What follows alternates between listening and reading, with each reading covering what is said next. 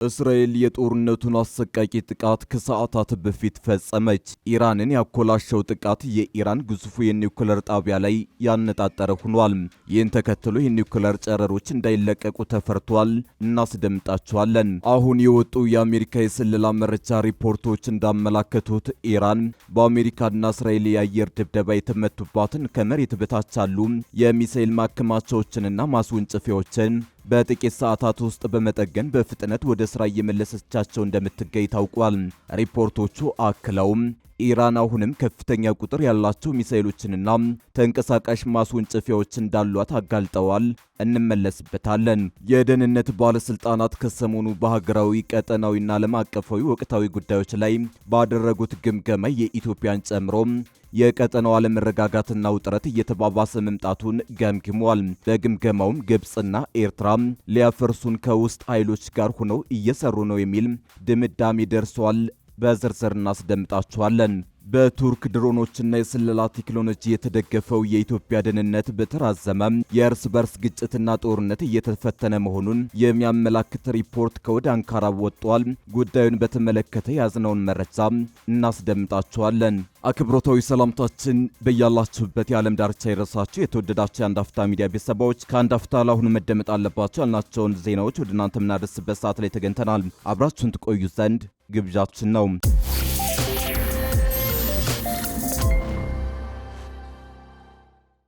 የኢራን አቶሚክ ኢነርጂ ድርጅት የቡሻህር የኒውክሌር ኃይል ማመንጫ አካባቢ ጦርነቱ ከተጀመረ ዛሬ ለአራተኛ ጊዜ ጥቃት እንደደረሰበት አስታወቀ።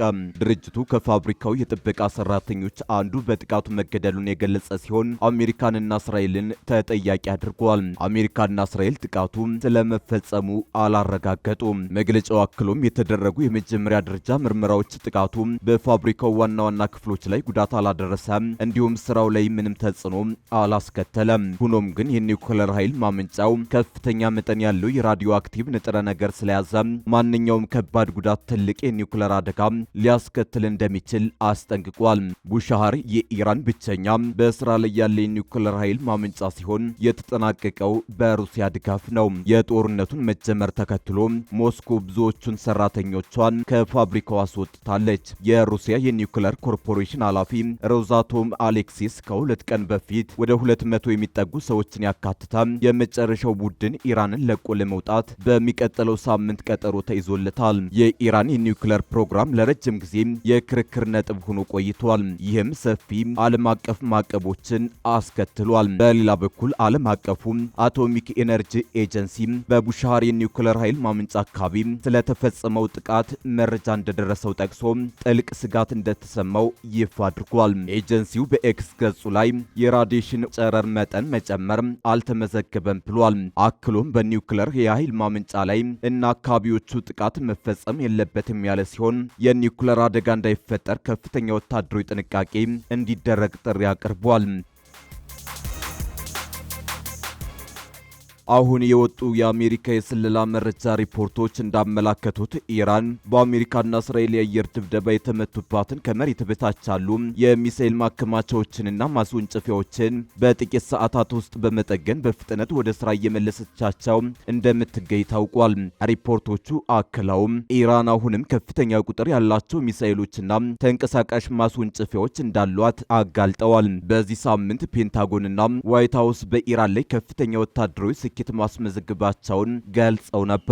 ፔንታጎን ባወጣው መግለጫ በ5 ሳምንታት ጦርነት ውስጥ በኢራን ላይ 11000 ኢላማዎችን መምታቱን ቢያስታውቅም የአሜሪካ የስለላ ተቋም ግን የኢራንን የሚሳኤል አቅም ሙሉ በሙሉ ለማጥፋት የታለመው ዋነኛ የጦርነቱ ግብ መሳካቱን በተመለከተ ጥርጣሬ አላቸው። ምንም እንኳን የስለላ ተቋማቱ ከድብደባው የተረፉትንና የማስወንጨፊያዎች ትክክለኛ ቁጥር በእርግጠኝነት ባያውቅም ኢራን አሁንም በእጇ ያሉትን ባሊስቲክ ሚሳኤሎች በመጠቀም በእስራኤልና በቀጠናው ባሉ ሌሎች ሀገራት ላይ ጥቃት የመሰንዘር አቅሟን እንዳላጣች መረጃው የደረሳቸው የአሜሪካ ባለስልጣናት አረጋግጠዋል። የአሜሪካ የውጭ ጉዳይ ሚኒስትርና የብሔራዊ ደህንነት አማካሪ ማርኮ ሩቢዮ የኢራንን የሚሳኤል ማስወንጨፍ አቅም በከፍተኛ ደረጃ ማዳከም የጦርነቱ ዋነኛ ዓላማ መሆኑን ገልጸዋል። የሀገር መከላከያ ሚኒስትሩ ፒት ኤግሴት በበኩላቸው የአሜሪካና የእስራኤል ጥቃቶች በኢራን ላይ ስላደረሱት ጉዳትና እየቀነሰ ስለመጣው የኢራን የሚሳኤል ጥቃት እንደሚመጣን በተደጋጋሚ ተናግረዋል። አዎ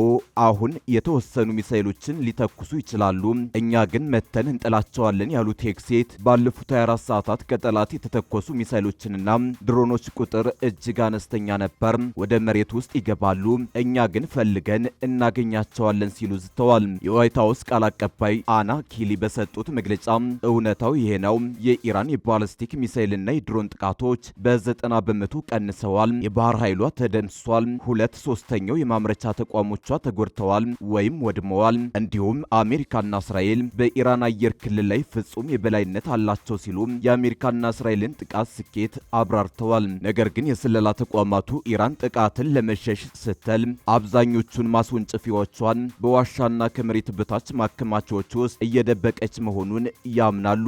በአሁኑ ወቅት ኢራን ጦርነቱ ከረዘመ ጫና መፍጠሪያ እንዲሆናት በማሰብ የቀረላትን የሚሳኤል አቅም በጥንቃቄ እየተጠቀመች ቢሆንም አሁንም በቀን ወደ 20 የሚጠጉ ሚሳኤሎችን በእስራኤል ላይ እየተኮሰች ትገኛለች። አንድ ምዕራባዊ ባለስልጣን እንዳሉት ኢራን በቀን ከ15 እስከ 30 ባለስቲክ ሚሳኤሎችንና ከ50 እስከ 100 አጥፍቶ ጠፊ ድሮኖችን ትተኩሳለች። ይሁን እንጂ በኢራን መንግስት ውስጥ ያለው የውስጥ መከፋፈል የእዝና ቁጥጥር ስርዓቷን በማስተጓጎሉ ከፍተኛ ቁጥር ያላቸውን ሚሳኤሎች በአንድ ጊዜ ለማስወንጨፍ እንደተቸገረች የቀድሞ ባለስልጣናት ገልጸዋል። ኢራን በርካታ አሳሳች ኢላማዎችን በመጠቀሟ አሜሪካ እስካሁን የምታቻቸው ማስወንጨፊያዎች ምን ያህሉ እውነተኛ እንደሆኑ በእርግጠኝነት ለማወቅ ተቸግራለች። ከመሬት በታች ያሉ ማከማቻዎች፣ ዋሻዎችና ጉድጓዶች የተመቱና የወደሙ ቢመስሉ በተጨባጭ ግን ኢራን ቡልዶዘሮችን በመጠቀም በቦምብ የተደፈኑትን ማስወንጨፊያዎች በፍጥነት ቆፍራ በማውጣት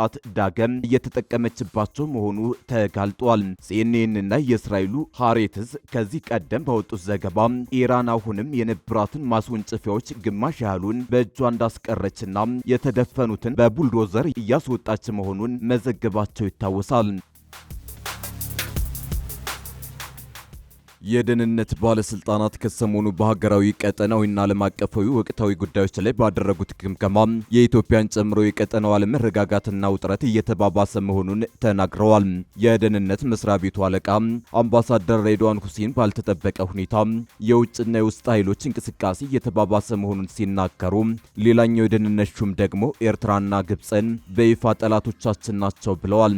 ግብፅና ኤርትራ ሊያፈርሱን ከውስጥ ኃይሎች ጋር ሆነው እየሰሩ ነው ሲሉም ተደምጠዋል። በአሁኑ ሰዓት በሀገር ውስጥ ትልቁ የጸጥታ ችግር ተብሎ በደህንነት መስሪያ ቤቱ አለቃ የተገለጸው የአማራና ኦሮሚያ ክልሎች የታጠቁ ኃይሎችን እንቅስቃሴ ነው። አሸባሪና ጽንፈኛ የተባሉት በኦሮሚያና አማራ ክልሎች የሚንቀሳቀሱ የታጠቁ ኃይሎች ትልቅ ተግዳሮት መፍጠራቸው የተገለጸ ሲሆን ሌሎችም እንደዚሁም ከማንነትና ወሰን ጋር የተገናኙ የግጭት ሁኔታዎች መኖራቸው ተጠቁሟል። አሁን የምንገኝበት ሁኔታ ተለዋዋጭና አይገመት ነው ያሉት ሬድዋን የጎረቤት ሀገራትም በተመሳሳይ በኢትዮጵያ ላይ ጫና እየፈጠሩ ነው ብለዋል። ላብነትም የሱዳኑን የእርስ በርስ ጦርነት እስከ ድንበር ድረስ መስፋፋት፣ የሶማሌው አልሸባብ የሽብር ቡድን ማንሰራራትን ጠቅሰዋል። ቀጠናው የበርካታ ኃይሎች ፍላጎት የሚፈራረቁበትና የኢትዮጵያ ታሪካዊ ጠላቶች ያሰፈሰፉበት መሆኑን ሬድዋን ገልጸዋል። በተለይም ከመጪው 7ኛው ጠቅላላ ምርጫ ጋር በተያያዘ የውጭ ኃይሎች ከውስጥ ኃይሎች ጋር በመቀናጀት ለማስተጓጎል እየሰሩ መሆኑን ጠቁመዋል። የመንግስት የጸጥታና ደህንነት ተቋማት ለምርጫው ሁሉን አቀፍ ዝግጅት ማድረጋቸውን ቢገለጽም በሰላም እንዳይጠናቀቅ የሚፈልጉ የውጭና የውስጥ አካላት መኖራቸውን ሬድዋን አረጋግጠዋል። የመካከለኛው ምስራቅ ጦርነት በባህር መስመሮች ላይ እያሳደረ ያለውን ተጽዕኖ አሳሳቢ መሆኑንም ጠቁመዋል። በተለይም ከኢትዮጵያ አንጻር የራሷ ባህር በር ካለመኖሩ ጋር ተጨምሮ ሁኔታውን ውስብስብ አድርጎታል ብለዋል።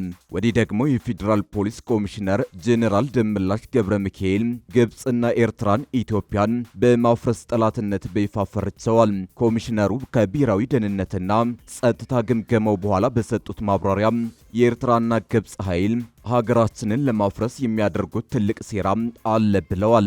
እንዲሁም ከቅርብ ጊዜ ወዲህ ወደ ድንበር የተቃረበው የሱዳኑ ጦርነት የኢትዮጵያን ሰላም የሚያውክ እየሆነ መጥቷል ብለዋል። በሱዳኑ ጦርነት የሀገራችን ሰላም የሚያውክ እንቅስቃሴዎች አሉ ያሉት ኮሚሽነሩ ጦርነቱ ከታላቁ የኢትዮጵያ ህዳሴ ግድብ በአቅራቢያ ከሰሞኑ ውጊያ መካሄዱን ተከትሎ ነው። በተመሳሳይ አለመረጋጋት የሚፈጠር በሀገር ውስጥ የተቀናጀ ነው ያሉት የሽብርና ጽንፈኛ ኃይል መኖሩን ተናግረዋል። የፌዴራል ፖሊስ ኮሚሽነሩ እነዚህ የታጠቁ ኃይሎች ከደህንነት መስሪያ ቤቱ አለቃ በተቃራኒ የተዳከሙና ችግር የማይፈጥሩ አድርገው ገልጸዋቸዋል። የሁሉም ክልሎች ፕሬዝዳንቶች የተሳተፉበት የአዲስ አበባው የደህንነትና ጸጥታ ተቋማት ግምገማ ዋና ትኩረቱ ምርጫ ላይ የተደቀኑ አደጋዎችን መቀልበስ ነው ተብሏል። የውጭና የውስጥ ኃይሎች ለማደናቀፍ ተቀናጅተውበታል የተባለው ምርጫ ከ2 ወር ያነሰ ጊዜ ይቀረዋል። ምንም እንኳን የመራጮች ምዝገባ ጊዜ ተገባዶ ምርጫ እየተቃረበ ቢሆንም አስቻይ ሁኔታ ለመፍጠር ኦፕሬሽኖች እየተካሄዱ ነው ተብሏል። በአማራና ኦሮሚያ ክልሎች የሚንቀሳቀሱ የታጠቁ ኃይሎች ምርጫ አይካሄድም በሚል ከወዲሁም ዛቻ አዘል ማስጠንቀቂያ እየሰጡ ነው። በቱርክ ድሮኖችና የስለላ ቴክኖሎጂ የተደረገው የኢትዮጵያ ደህንነት በተራዘመ የእርስ በርስ ግጭትና ጦርነት እየተፈተነ መሆኑን የሚያመላክት ሪፖርት ከወደ አንካራ ወጥቷል። የቱርክና ኢትዮጵያ ወታደራዊ ግንኙነት ከጊዜ ወደ ጊዜ እየተጠናከረ ቢመጣም የቱርክ ድሮኖች የሚሳተፉበት የሀገር ውስጥ ግጭት የሀገሪቱን አንድነት እያዳከመ ነው ተብሏል። የኢትዮጵያ የውስጥ አለመረጋጋት ስር እየሰደደ መሆኑን የድሮን አቅራቢዋ ቱርክ ጋር ግንኙነት ያለው የደህንነት ተቋም አዲስ በወጣው ሪፖርት አስታውቋል። ናሽናል ኢንተለጀንስ አካዳሚ የተሰኘው ከቱርክ መንግስት ጋር ግንኙነት ያለው የደህንነት ተቋም የኢትዮጵያ ጸጥታን የተመለከተ ሪፖርት አውጥቷል። ለጠቅላይ ሚኒስትር አብይ አህመድ አስተዳደር ቀዳሚ ድሮን አቅራቢ ከሆነችው ቱርክ አንጻር የተቃኘው ሪፖርቱ ኢትዮጵያ በተራዘመ የውስጥ ግጭት እየተፈተነች መሆኑን ያመላክታል።